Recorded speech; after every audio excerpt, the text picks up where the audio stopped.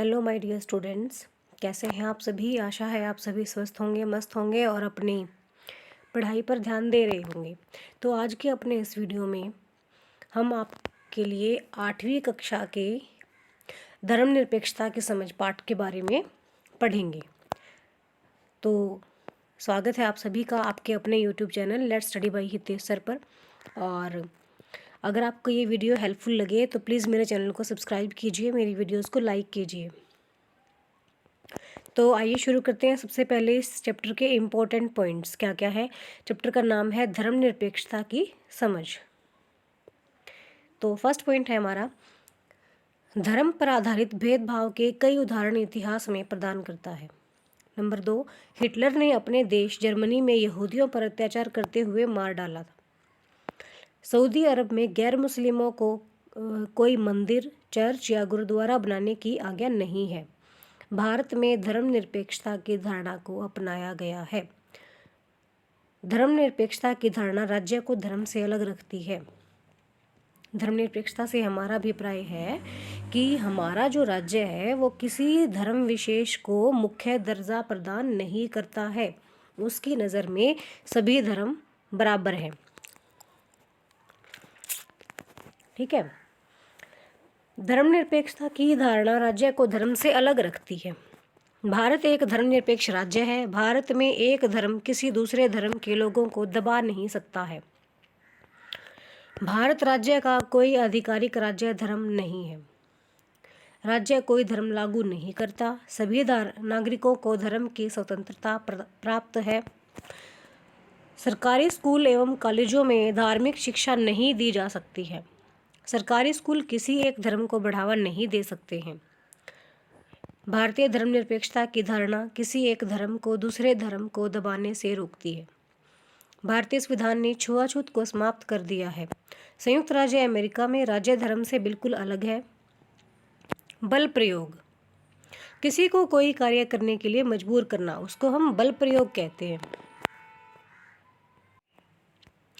धर्मनिरपेक्ष, धर्मनिरपेक्ष शब्द भारतीय संविधान की प्रस्तावना में शामिल किया गया है। जोर जबरदस्ती, जोर जबरदस्ती का अर्थ है किसी को कोई कार्य करने के लिए मजबूर करना। उदाहरण के लिए राज्य कई बार कानूनी सत्ता के आधार पर बल प्रयोग करने लगता है। व्याख्या की स्वतंत्रता, सभी नागरिकों को अपने दृष्टिकोण के अनुसार वस्तुओं को समझने की स्वतंत्रता है। धर्मनिरपेक्ष राज्य में प्रत्येक नागरिकों को अपने दृष्टिकोण के अनुसार धर्म की व्याख्या करने का अधिकार होता है। यानी हमें एक्सप्रेस की फ्रीडम है, फ्रीडम ऑफ एक्सप्रेसिंग थॉट्स। ठीक है। हस्तक्षेप, संविधान के नियमों के अनुसार किसी विषय को राज्य द्वारा प्रभावित करने के प्रयास को हस्तक्षेप कहते हैं। तो ये तो थे हमारे इसके कुछ मेन पॉइंट्स। अब हम करते हैं इसमें MCQs यानी मल्टीपल चॉइस क्वेश्चंस। धर्मनिरपेक्ष राज्य का अर्थ है, ऑप्शंस है ए, जिस राज्य का अपना धर्म हो। बी, जो राज्य धार्मिक विषयों में निष्पक्ष रहे। सी, जो राज्य धर्म के विरुद्ध हो। डी, जो राज्य अधार्मिक हो। तो हमारा इसका आंसर रहेगा बी, जो राज्य धार्मिक विषयों में निष्पक्ष रहे। सेकंड क्वेश्चन है हमारा, भारत एक क्या है। भारत ए, धर्मनिरपेक्ष राज्य है। बी, हिंदू राज्य है। सी, मुस्लिम राज्य है। या डी, सिख राज्य है। तो भारत एक धर्मनिरपेक्ष राज्य है। भारतीय संविधान का कौन सा अनुच्छेद छुआछूत को समाप्त करने से संबंधित है। अनुच्छेद 17, अनुच्छेद 15, अनुच्छेद 16, अनुच्छेद 18। तो अनुच्छेद 17, भारतीय संविधान का कौन सा अनुच्छेद छुआछूत को समाप्त करने से संबंधित है। तो भारतीय संविधान का अनुच्छेद 17 छुआछूत को समाप्त करने से संबंधित है। नेक्स्ट क्वेश्चन है हमारा, किस संवैधानिक संशोधन द्वारा संविधान की प्रस्तावना में धर्मनिरपेक्ष शब्द अंकित किया गया।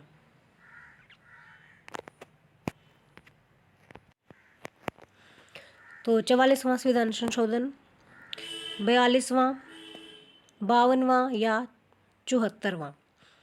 तो 42वें संविधान संशोधन द्वारा संविधान की प्रस्तावना में धर्मनिरपेक्ष शब्द अंकित किया गया।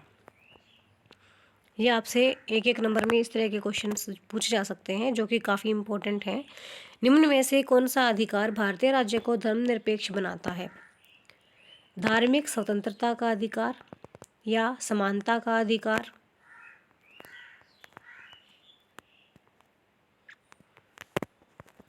या शिक्षा का अधिकार, या फिर डी स्वतंत्रता का अधिकार। तो धार्मिक स्वतंत्रता का अधिकार। ठीक है। नेक्स्ट क्वेश्चन है हमारा, निम्नलिखित में से कौन से तत्व भारत को एक धर्मनिरपेक्ष राज्य बनाते हैं? ए, प्रस्तावना में धर्मनिरपेक्ष शब्द का प्रयोग, बी, धार्मिक स्वतंत्रता का अधिकार, सी, धार्मिक संस्थाएं स्थापित करने का अधिकार, या उपरोक्त सभी। तो ये सभी जो हैं भारत को एक धर्मनिरपेक्ष राज्य बनाते हैं। ठीक है, उपरोक्त सभी आंसर आएगा इसका। नेक्स्ट क्वेश्चन है हमारा, धर्मनिरपेक्ष राज्य वह राज्य है जिसमें व्यक्तिगत और सामूहिक रूप से धार्मिक स्वतंत्रता दी जाती है। यह किसका कथन है? Doctor J.R. बम्बवाल का, बी, डॉक्टर R.K. वर्मा का, सी, प्रोफेसर डोनाल्ड स्मिथ का, या डी, डॉक्टर अंबेडकर का। तो ये जो कथन है, धर्मनिरपेक्ष राज्य वह राज्य है जिसमें व्यक्तिगत और सामूहिक धर्म रूप से धार्मिक स्वतंत्रता दी जाती है, यह कथन है प्रोफेसर डोनाल्ड स्मिथ का। किस देश का शासन किसी एक धर्म विशेष के आधार पर चलाया जाता है उसे क्या कहते हैं? तो धर्मतांत्रिक, या निरंकुश, या धर्मनिरपेक्ष, या उपरोक्त में से कोई नहीं। तो इसका आंसर रहेगा धर्मतांत्रिक, जो धर्म के आधार पर चलाया जाता है। ठीक है। तो नेक्स्ट क्वेश्चन है आपका, very short answer type question है। क्या आप मानते हैं कि भारत एक धर्मनिरपेक्ष राज्य है? हाँ, भारत एक धर्मनिरपेक्ष राज्य है। तो नेक्स्ट क्वेश्चन देखिए, कोई दो उदाहरण दीजिए जिससे यह पता चले कि भारत एक धर्मनिरपेक्ष राज्य है। भारत नंबर 1, भारतीय संविधान की प्रस्तावना में 42वें संविधान संशोधन द्वारा धर्मनिरपेक्ष शब्द को शामिल किया गया है। एक बात तो ये है। दूसरा, भारत का कोई राज्य धर्म नहीं है। इन दो बातों से हमें पता चलता है कि भारत एक धर्मनिरपेक्ष राज्य है। नेक्स्ट क्वेश्चन है, कौन सा धर्म भारत का राज्य धर्म है? तो हमारा आंसर है भारत का कोई भी राज्य धर्म नहीं है। नेक्स्ट है हमारा क्वेश्चन, भारत में किस धर्म को मानने वाले बहुसंख्यक हैं? तो भारत में हिंदू धर्म को मानने वाले बहुसंख्यक हैं। ये आपके हरियाणा बोर्ड में 2009 में क्वेश्चन आया हुआ है। नेक्स्ट क्वेश्चन है, धर्मनिरपेक्ष राज्य का क्या अर्थ है? ये क्वेश्चन भी आपका 2009 में आया हुआ है हरियाणा बोर्ड में। धर्मनिरपेक्ष राज्य उसे कहते हैं जो किसी धर्म पर आधारित ना हो, सरकार द्वारा किसी धर्म को महत्व ना दिया जाता हो तथा सभी धर्मों को समान समझा जाता हो। धर्मनिरपेक्षता का सार क्या है? धर्मनिरपेक्षता का सार यह है कि किसी भी व्यक्ति के साथ उसके धर्म के आधार पर भेदभाव नहीं किया जाना चाहिए। नेक्स्ट क्वेश्चन है, धर्मनिरपेक्षता के मार्ग में आने वाली कोई दो बाधाएं लिखें। तो धर्मनिरपेक्षता के मार्ग में आने वाली कोई दो बाधाएं, एक तो है सांप्रदायिकता और दूसरा है जातिवाद। अब है शॉर्ट आंसर टाइप क्वेश्चंस। प्रस्तावना में शामिल धर्मनिरपेक्ष शब्द का क्या अर्थ है? कुछ इंपॉर्टेंट क्वेश्चंस हैं, इनको भी आप जरूर पढ़ें। देखिए, भारत के संविधान के अनुसार भारत एक धर्मनिरपेक्ष राज्य है। 42वें संविधान संशोधन के द्वारा प्रस्तावना में इस शब्द को जोड़कर स्पष्ट रूप से भारत को धर्मनिरपेक्ष राज्य घोषित किया गया है। धर्मनिरपेक्ष राज्य का अर्थ है कि राज्य का अपना कोई धर्म नहीं है और राज्य की दृष्टि में सभी धर्म समान हैं। नागरिकों को धार्मिक स्वतंत्रता प्रदान की गई है और वे अपनी इच्छा अनुसार किसी भी धर्म को अपना सकते हैं। अपनी इच्छा अनुसार अपने इष्ट देव को पूजा कर सकते हैं और धर्म का प्रचार प्रसार भी कर सकते हैं। अनुच्छेद 25 से 28 तक में धार्मिक स्वतंत्रता प्रदान की गई है। ये भी आपसे पूछा जा सकता है 1 मार्क्स में कि किस अनुच्छेद के अनुसार धार्मिक स्वतंत्रता प्रदान की गई है। तो अनुच्छेद 25 से 28 तक। नेक्स्ट क्वेश्चन है, प्रजातांत्रिक समाज में धर्म को राज्य से अलग रखना क्यों महत्वपूर्ण है? प्रजातांत्रिक यानी लोकतंत्र, जिसे हम समझते हैं डेमोक्रेसी। ठीक है।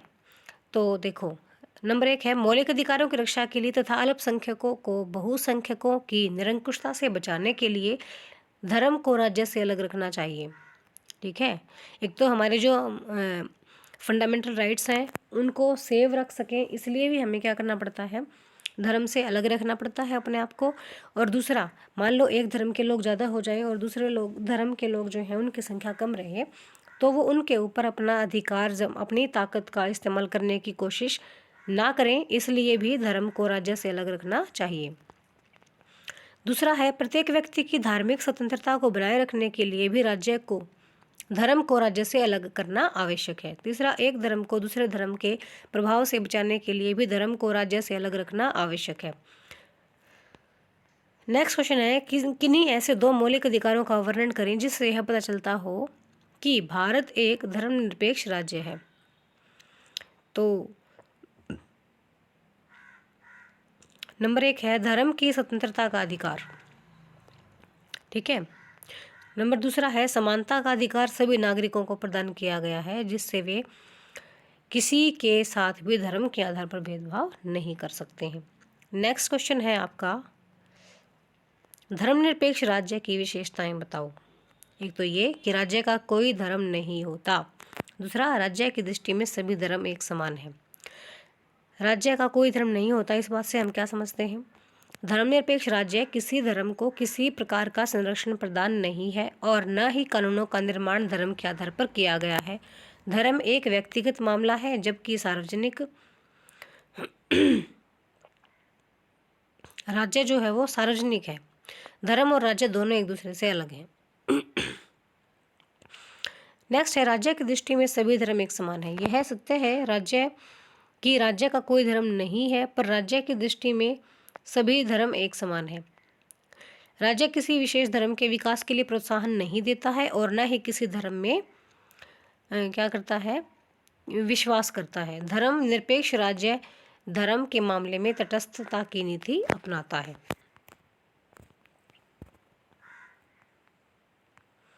नेक्स्ट क्वेश्चन है आपके नंबर 3 है धार्मिक संस्थाएं स्थापित करने का अधिकार। धर्मनिरपेक्ष राज्य के अंतर्गत सभी धर्मों को दान द्वारा इकट्ठे किए गए धन से संस्थाएं स्थापित करने का अधिकार है। इसके अतिरिक्त सभी धर्मों के लोगों को अपने धर्म संबंधी मामलों का प्रबंध करने के अधिकार है और वे चल तथा अचल संपत्ति प्राप्त कर सकते हैं। नंबर 4 है धार्मिक प्रचार के लिए कर नहीं लगाए जा सकते।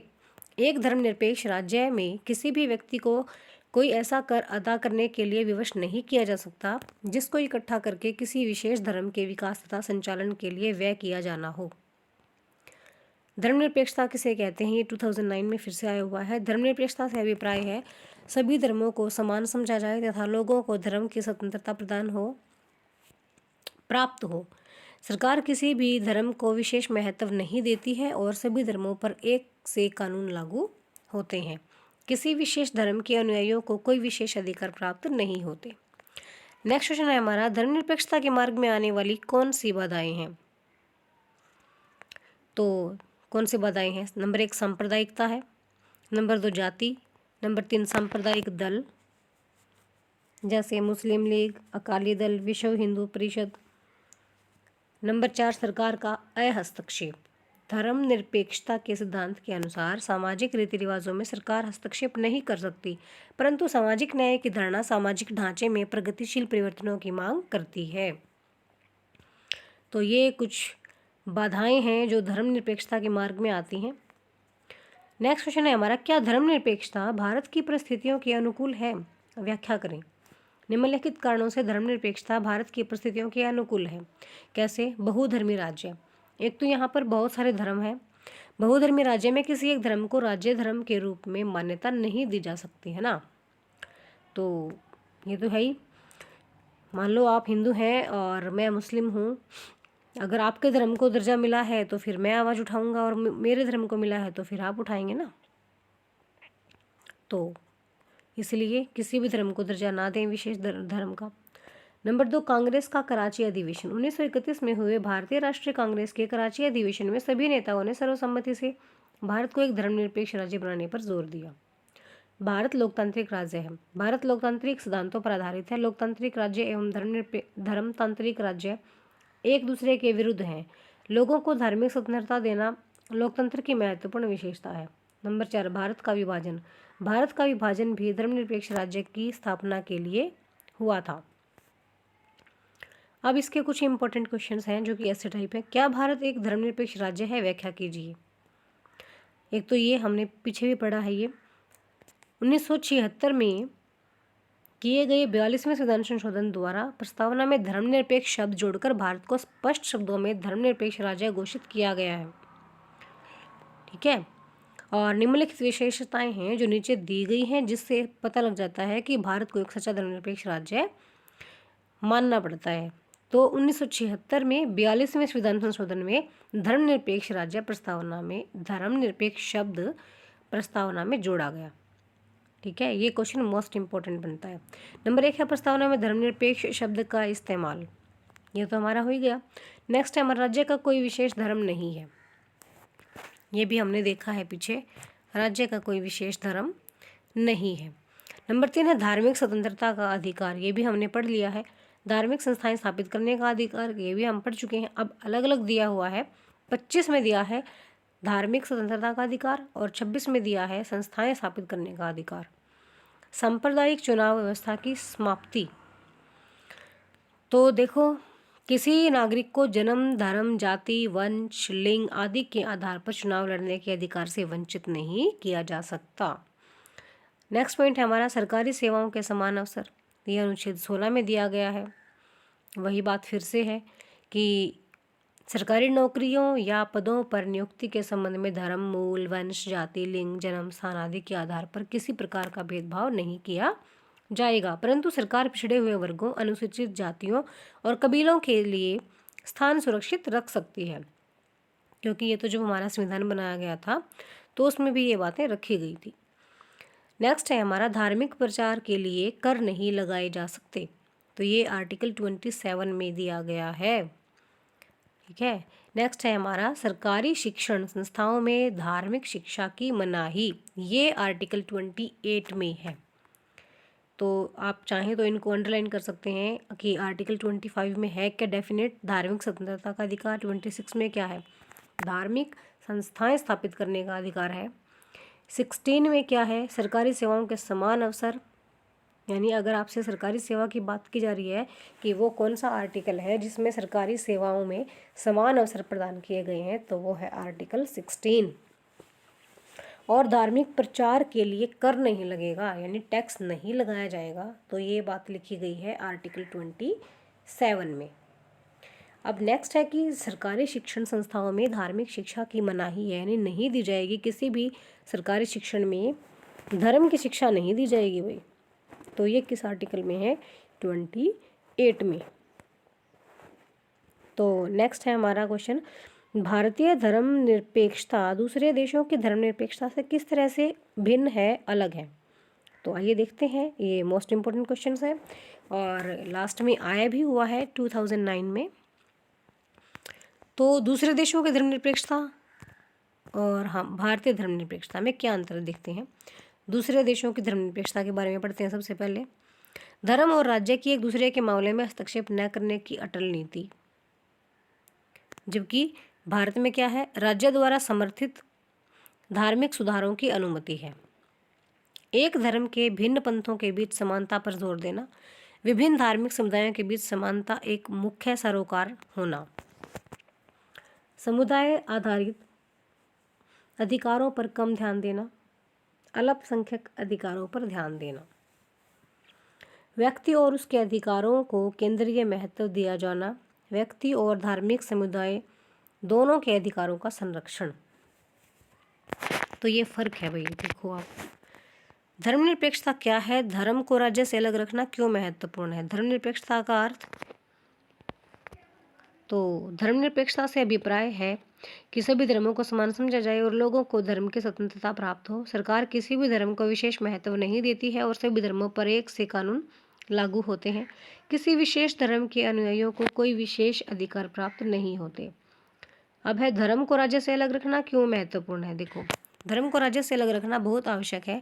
प्रत्येक देश में किसी एक धर्म को मानने वालों की संख्या अधिक होगी, अतः वे सत्ता में पहुंच जाते हैं, तो वे दूसरे धर्म को हानि पहुंचाने के लिए सत्ता का प्रयोग कर सकते हैं, जिसके कारण धार्मिक अल्पसंख्यकों के साथ भेदभाव हो सकता है। यहाँ तक कि कई बार उनकी हत्या भी कर दी जाती है। धर्म को राज्य से अलग रखने का एक कारण यह है कि लोकतांत्रिक राज्य में लोगों के धार्मिक चुनाव के अधिकार की रक्षा होनी चाहिए, अर्थात प्रत्येक व्यक्ति को अपनी इच्छा अनुसार कोई भी धर्म अपनाने का, उसका प्रसार करने का एवं उसकी व्याख्या करने का अधिकार होना चाहिए। तो ये हैं आपके क्वेश्चंस इस चैप्टर के। तो आशा है आपको इन क्वेश्चन से, जो कि प्रीवियस ईयर में आए हुए हैं, और कुछ नए क्वेश्चंस भी मिले होंगे आपको पढ़ने के लिए, तो आशा है ये आपके लिए हेल्पफुल होगा। तो आज की अपने इस वीडियो में इतना ही। अगर आपको मेरी वीडियो हेल्पफुल लगती है तो प्लीज़ मेरे चैनल को सब्सक्राइब कीजिए, मेरी वीडियोस को लाइक कीजिए और देखते रहिए, स्वस्थ रहिए, मस्त रहिए। Bye bye. Thank you. Have a nice day.